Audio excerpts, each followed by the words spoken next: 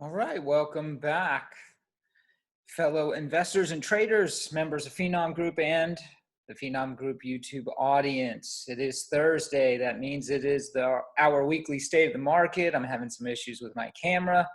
That's why I'm off screen here today. But as always, we want to check in and see really quickly how the markets are doing. Thursday has been the worst trading day of the year for the markets, or trading session, I should say. Markets, I think, have only been up 3 times this year on a Thursday. And whoa, we have gotten bought, folks. We were nicely lower earlier in the session, but things have dramatically turned around. I would like to say I knew this was coming, but that would be disingenuous of myself. However, we're going to look at some data that suggested the probabilities were decent. They were decent. I shy away from saying they were good. Anyways, with that being said, I think this pretty much, paints a good picture of what this year has been like so far. Down, then up, and we're starting to see some retrenching again. We got headlines, we got noise, we got Fed this, we got balance sheet runoff that, we got Fed hikes, and how many? And we got markets trying to do their job of pricing it all in. And with that, we've been on a bit of a roller coaster ride here so far through the first quarter and entering the second quarter. April, as you may well know, is one of the best months of the year. We've been up, I think, 15 out of the last 16 years in the month of April.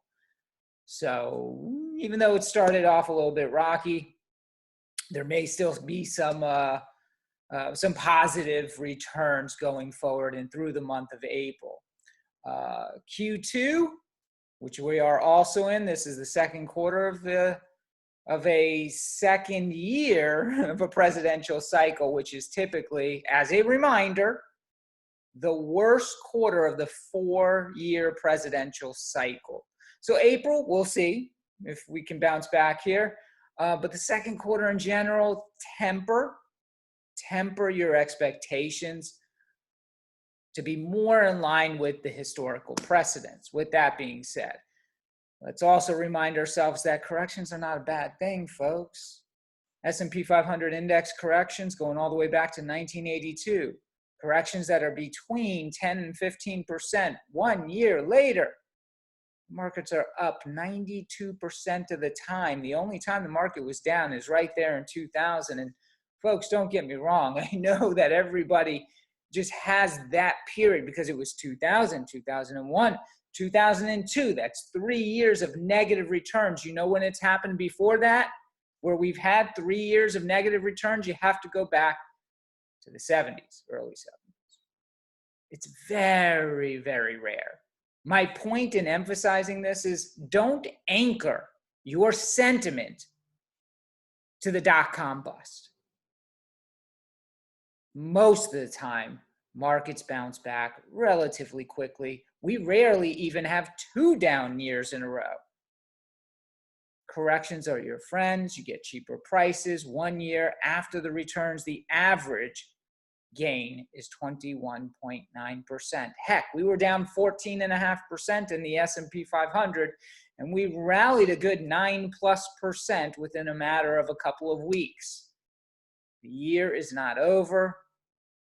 There should be a lot of volatility in the markets here this year. There's a really good quote from Steve Goldstein. The greatest danger from fear in trading is that you become so fearful that you behave in ways that cause you to miss out on all of the opportunities your method, your system, or approach throws your way. If your buy the dip signals are telling you to buy the dip or to trade intraday, don't hesitate just because the headlines seem ominous. That's the job of the financial media. I've literally heard them say on CNBC a few times, we're in the business of hyperbole. Don't let them scare you. Here's the other thing. I kind of added this. I tweeted it out because I thought it was a good quote by Steve Goldstein. But I added, when downside or upside is equal in your psychology, you've won. So I guess my question to you today is, are you there? Are you at that point where upside and downside are equal in your psychology? Where you see opportunity either way? You may have heard me say many a time before, I'm okay with cheaper prices. Heck, I'm okay with corrections. I'm okay with big drawdowns because I know the statistics tell me this is the best time to be a buyer. This is the best time, my opportunity to compound my gains over time. All I need is time and cash on the sidelines to deploy. All right, April, the best performing sector in April for the S&P 500 over the last 20-year period is communication services, up 87% of the time. The average return, 4%. Now, here's the thing about April also. Remember, the best 6 months of the year are from November to April, or through April. The best 6 months to own stocks, up 78% of the time over that time period since 1950. The average return, 7.8% during the best 6 months of the year to own stocks. The worst 6 months of the year to own stocks, May through October. So we're coming up on May, obviously, and the worst 6 months to own stocks. So here's the rub so far as the best sector to own in April.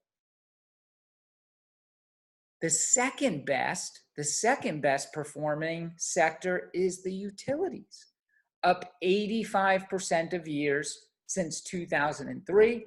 The average return is a little bit more than 3%. So while April is a good month all around, the fact that a defensive sector like XLU is the second best performing sector may be due to the worst 6 month period to own stocks is just ahead. Investors are getting defensive ahead of that May to October period. What have you seen out of the utilities this week, folks? What have you seen out of the utilities the last 2 weeks? They're the best performing sector.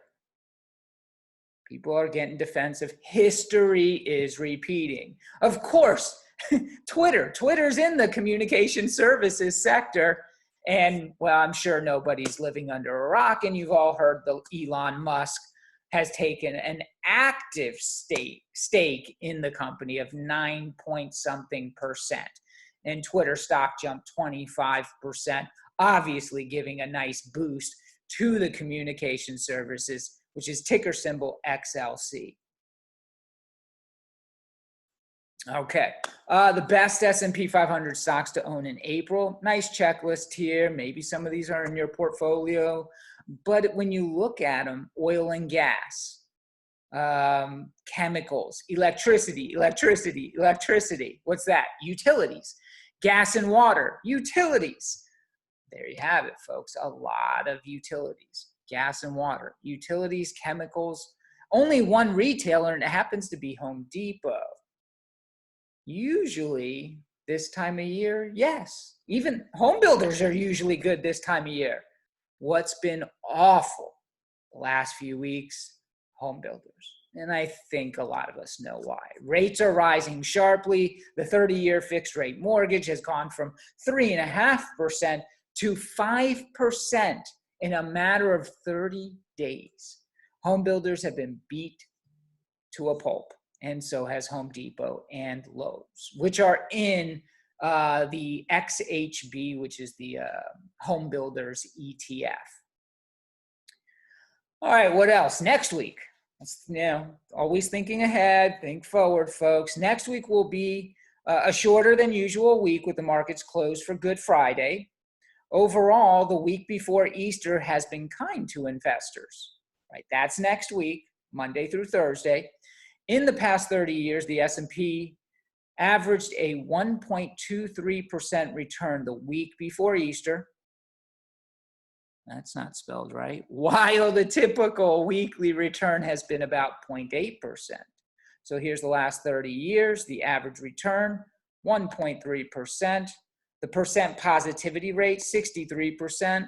It's okay. It's, obviously better than average, but I like stuff in the 70% range.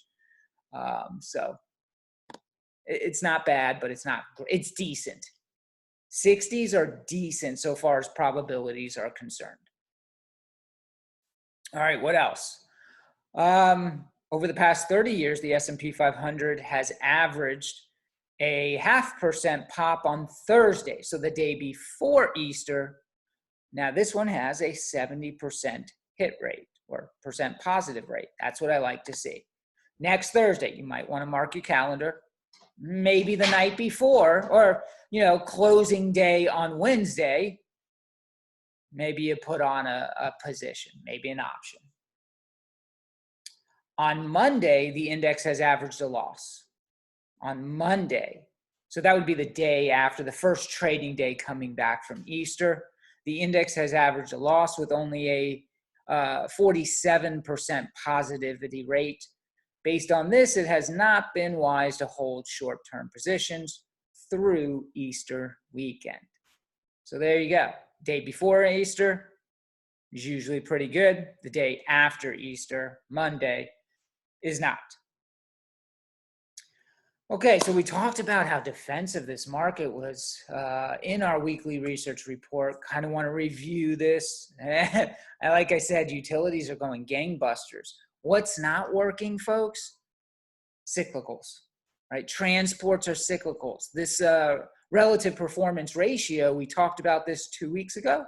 We talked about it in this past weekend's weekly research report. So while we were on this really nice rally that started in, if you're thinking just of the S&P 500 and just of the NASDAQ and the Dow, the rally started in mid-March. But look what happened to this relative performance ratio, transports to utilities.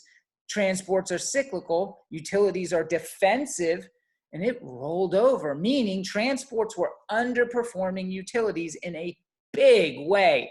And it continued here this week.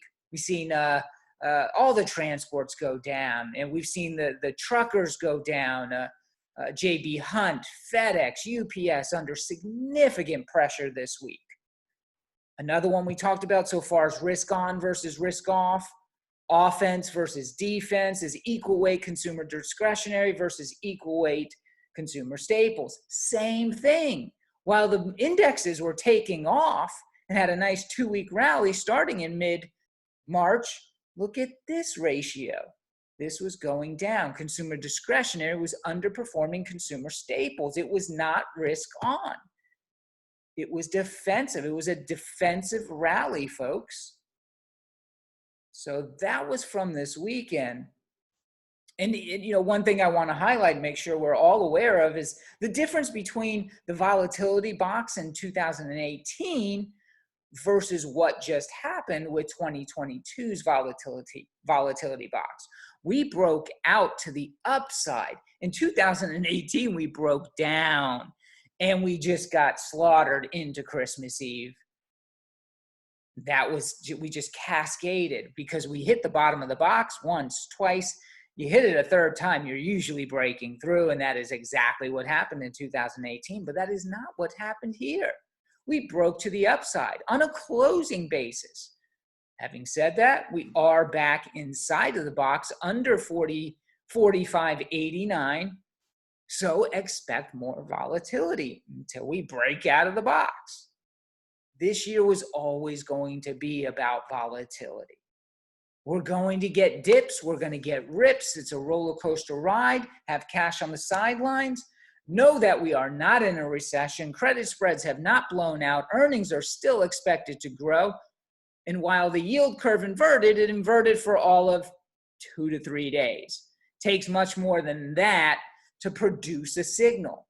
And you've got to get some 50, 55% of the yield curves, all the different pairings, the 3-month to the 30-year, the 2-year to the 10-year, and all of the pairings in between. You need 50+% of the yield curves to invert for a more clear and true recessionary signal. And we just haven't had that. And moreover, the grandfathers who studied this, if you will, and I forget the gentleman's name, you'll have to forgive me, but he says it has to happen over a matter of months. A matter of months, the yield curve has to be inverted to identify a true recessionary signal. Okay, so in the volatility box. And the rally was very defensive, folks. They went after utilities. Utilities outperformed cyclicals. They outperformed transports, consumer discretionary, underperformed consumer staples. It was a very defensive rally. It was not risk on. Here's another chart we can look at to see. This is from Thrasher Analytics, my friend Andrew Thrasher. This is the average of the primary 18 risk appetite ratios. And as you can see here in 2022 and most recently, the risk appetite ratio was falling into the month of April. Indeed, this was not a risk-on rally. And don't get me wrong, most stocks did rally. Breadth got better. But in terms of forward-looking expectations, we would rather see offense on the field. We would rather see the cyclicals outperforming the defensives. When that's not happening, it informs you of investor appetite as a whole. And that lends to having reasonable expectations when it comes to the rally that ensued and seemingly has topped out for the time being. Here we are, as I said, back inside the volatility box. And indeed, this week, we've seen the VIX go from 19 up to 25 here. We're inside the volatility box. The VIX is of drinking age once again. It's older than 21. Something else that we also while we had that beautiful two-week rally, 2 weeks plus rally, plenty of stocks got back above their 50-day moving average, which is the interim moving average. So interim breadth greatly improved, but kind of the fly in the ointment was the fact that we still couldn't get a majority of stocks, whether they were in the NASDAQ or the NYSE, we couldn't get a majority of stocks above their 200-day moving average. Both the NYSE and the NASDAQ had less than 50% of their respective stocks trading above their 200-day moving average. In terms of individual sectors, here's the information technology sector. 200-day moving average is in red, 40%. Consumer discretionary, only 22% above their 200-day moving average. Communication services, only 37%. Financials are cyclical, only 40, close, but no cigar. Energy is kind of the outlier so far as cyclicals are concerned. Like, we know what's going on there. Industrials, nope. Materials, borderline, right? And look at the defensives. Utilities, yes. Consumer staples, yes. REITs, yes. Healthcare, yes. All defensives. Oh, we just got our profit on our JP Morgan trade. Folks, we're live here, so I got to put our trade alert out that we completed our JP Morgan trade.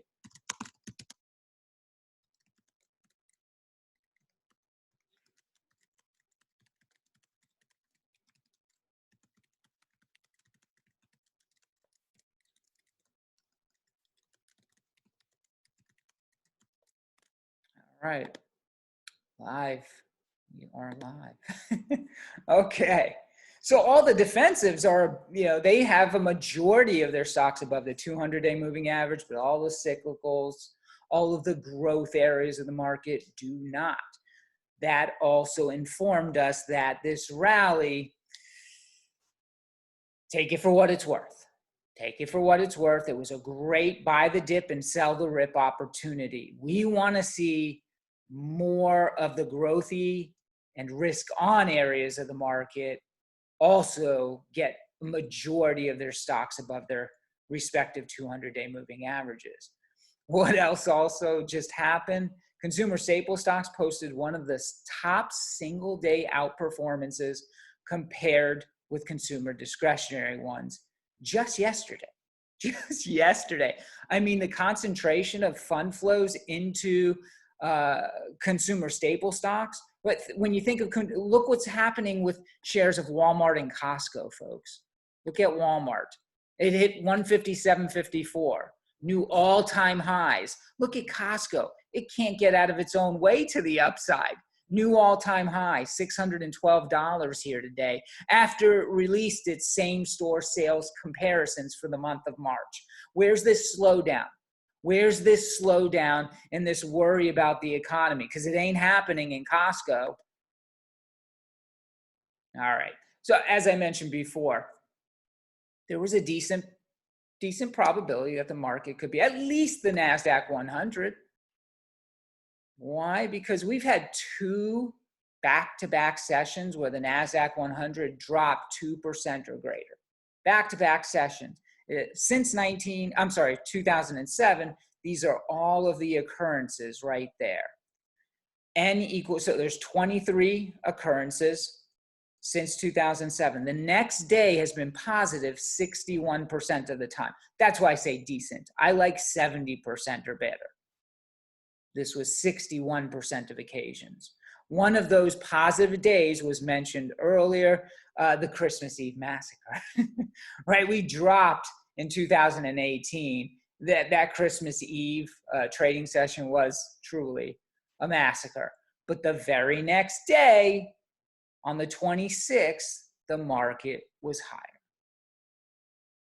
Most of the days that the market, the NASDAQ 100 wasn't higher, out of all these occurrences, when it's had back-to-back 2% drops, were 2007, 2008, and 2015. Those were the years that most of the negative returns the next day happened. All right, so I mentioned Costco, and they reported their same-store sales comps, retail sales, consumer spending, the lifeblood of the economy. These charts that you see right here, what do you see, right? These are national credit and debit card spending trends from JP Morgan Chase. And I mean, this looks like a pretty good uptrend, right, folks? Restaurants, all transactions, lodging spending, here we go to the upside again, but the trend is your friend. All spending on e-commerce, look at this. Where's this slowing economy we are hearing so much about?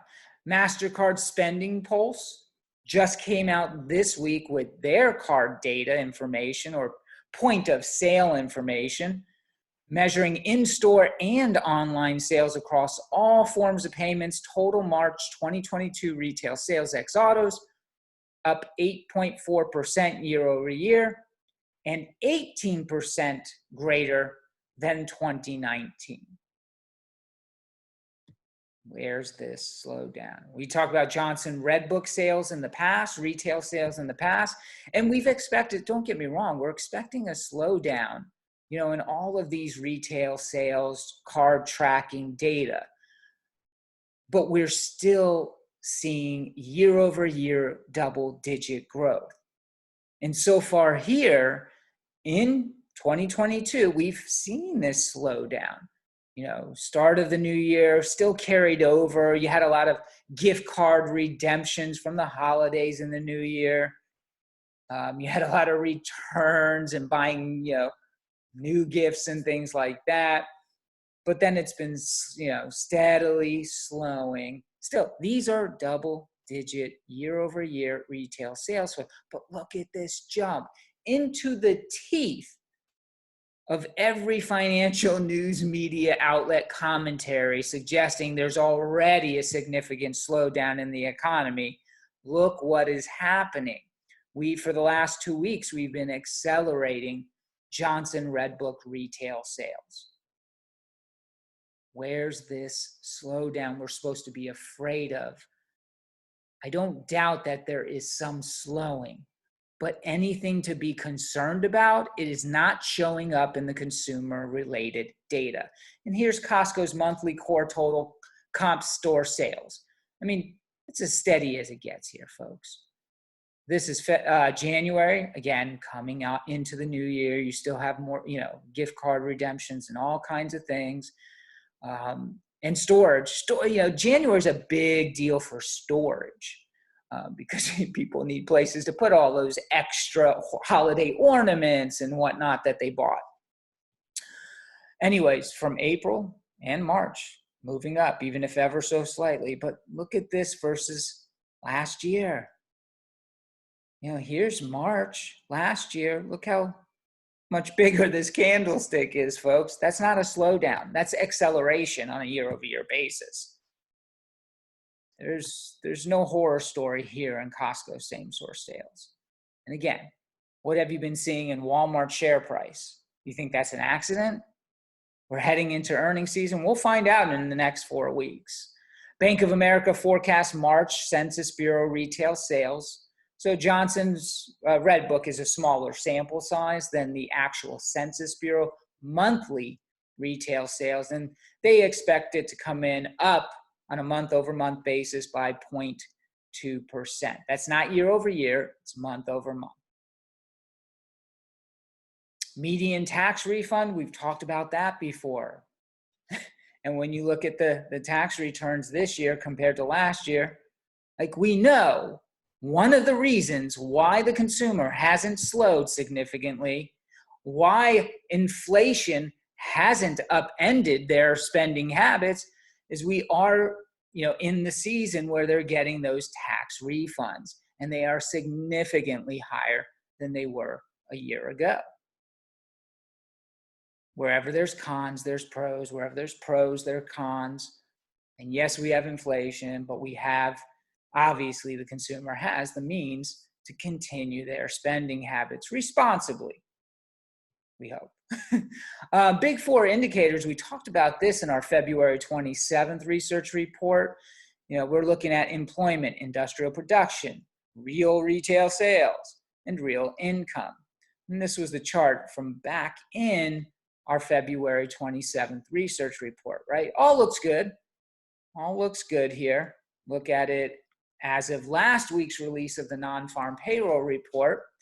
And indeed, employment continues to be highlighted in the green. We haven't gotten the latest for industrial production, real sales, or real income, but we will get that data. Nonetheless, if employment continues at this pace, why should we be of the opinion that these are going to falter? I don't believe we should be of that opinion. U.S. jobs, like I said, the employment market still looks great. Non-farm payroll report last week was, in my opinion, kind of a Goldilocks report with significant revisions to the upside for the previous 2 months.